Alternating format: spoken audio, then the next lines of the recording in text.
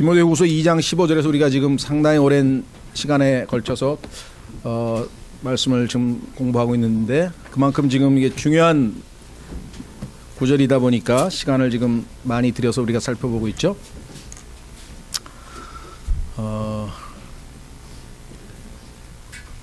여러분들이 아마 아시는지 모르겠는데, 이 기독교계 중에서 말씀에 관한 상당히 아주 뛰어난, 또는 아주 말씀 중심으로 철저하게 교리 중심으로 아주 뛰어난 사역을 하고 설교를 하신 분 중에 한 분이 얼마 전에 돌아가신 그 마틴 로이드 존스라는 분이 계세요.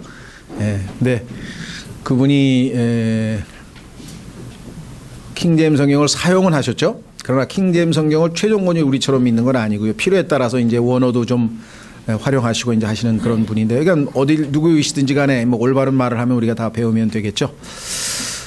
근데 왜 유명하냐면 그 성경을 강해하는데 상당히 아주 이 뭐랄까 치밀하고 이렇게 자세히 하다 보니까 로마서라고 하는 16장밖에 안 되는 짧은 서신이죠. 비교적 뭐 그렇게 긴 게 아닌데도 불구하고 20권이나 로마서 16장 강해집이 20권이 됩니다. 20권.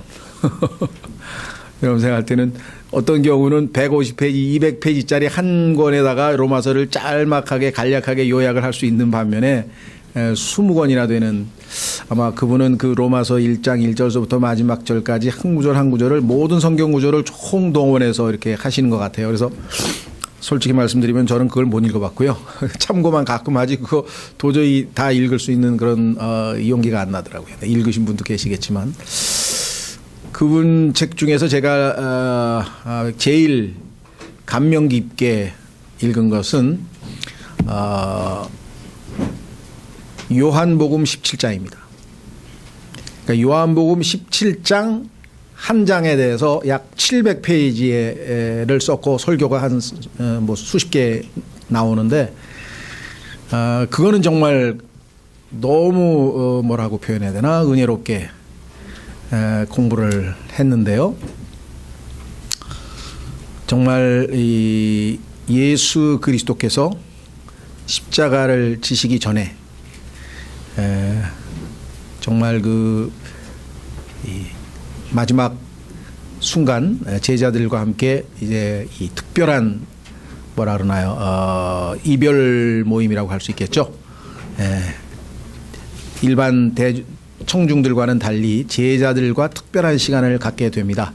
그게 이제 요한복음 13장에서의 이제 다락방 설교라 그래요. 다락방 설교. 성경에 보면은 유명한 설교, 예수님의 설교에 이름이 붙어 있는 게 좀 있어요. 산상설교. 뭐 옛날 사람들은 그걸 산상수훈이라고 했는데, 성경에서는 일단 우리가 산상설교라는 게 있어서 마태복음 5장, 6장, 7장이 있고요. 그 다음에 이제 올리브산에서의 설교가 있는데, 마태복음 24장서부터 그 유명한 종말에 관한 마지막 때에 대한 질문에 대해서 예수님이 답변하시면서 길게 24장, 25장을 상당히 길게 설교를 하셨습니다. 그 다음에 이제 3대 설교, 예수님의 3대 설교 중에 제일 유명한 것은, 유명하다기보다도 중요하다고 할 수 있는 것은 이 다락방 설교인데, 그래서 아마 뭐 다락방 선교회도 있고 뭐 다락방 교회도 있고, 이제 이 다락방에 모여서 예수님의 제자들이 또 성령을 기다리고 했기 때문에 이 다락방이란 말이 별로 좋은 의미는 아닌데, 그죠? 구석진방이라는 뜻인데 그리스도인들에게는 굉장히 친근감이 있죠. 다락방 하면은 예수님이 떠오를 정도로. 근데 거기서 이제 제자들과 은밀히 이 뭐 표현이 그렇습니다만 뭐 그 특별한 시간을 갖게 되는데, 그때 소위 말하면 제자들의 이 발도 씻어 주시는 본을 보이셨고, 그 다음에 14장, 15장, 16장은 정말 성경에서 가장 깊은 내용입니다. 예수님께서 성령님에 대한 얘기가 거기 성령님에 대해서도 많은 게 나오고요. 예수님께서 아주 그냥 이 명설교를 하셨어요. 그래서 여러분들도 정말 한번 세트로, 그러니까 요한복음 14, 15, 16장은 이렇게 띄어서 읽지 말고 쭉 여러 번 몇 번씩 읽으면 예수님의 그 설교를 맛보실 수가 있는데, 그리고 나서 예수님께서 이제 마지막 순간에 17장에 기도를 하십니다. 하나님께. 그러니까 우리가 일반적으로 주기도문이라 이렇게 알려져 있죠. Lord's Prayer 그런 말은 사람들이 만들어낸 얘기고요. 성경에는 주님의 주기도문이란 용어 자체는 없습니다.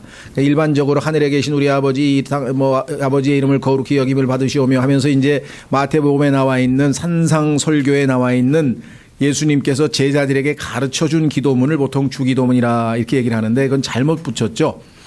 예수님께서 제자들의 기도문이에요. 원래는 제자들의 기도문. 그러니까 예수님의 제자들에게 어떻게 기도하는 것인가를 그 방법.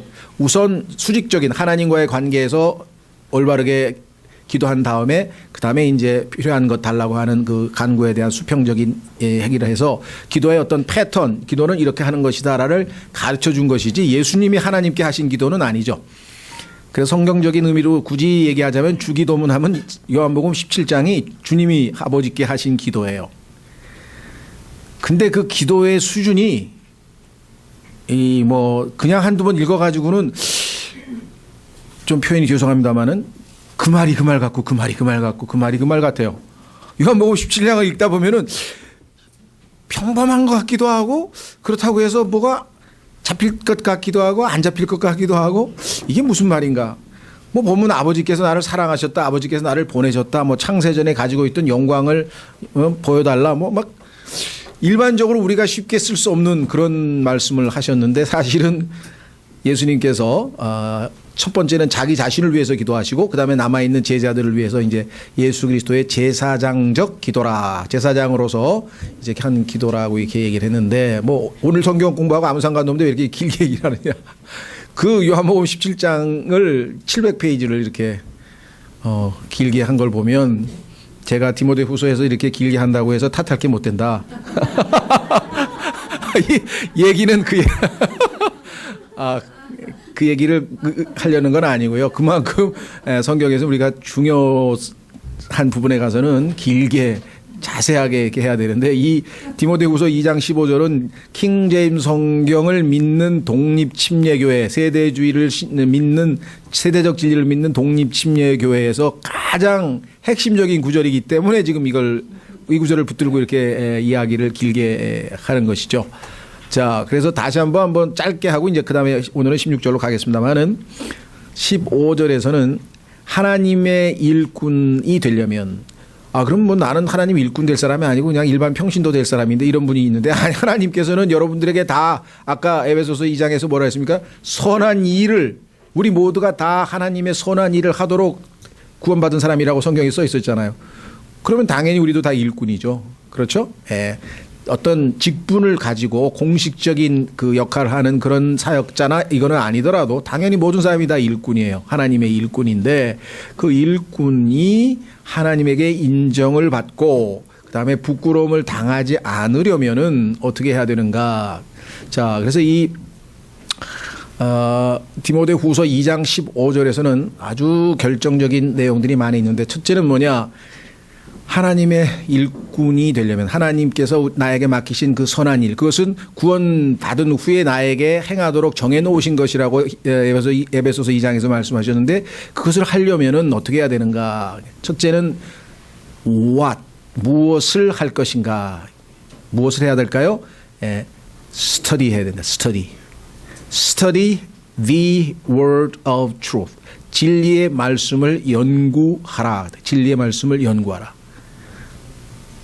그러니까 우리말로 더 쉽게 하면 공부하라. 스타디하다 공부하다는 얘기죠. 그렇죠? 공부는 단순히 그냥 듣고만 있는 게 아니라 정말 하나하나 따져가면서 확인해가면서 정말 이 연구, 그야말로 연구해야 되는 그런 것이겠죠. 예. 자, 그래서 진리의 말씀을 연구하라. 이것이 첫 번째고요.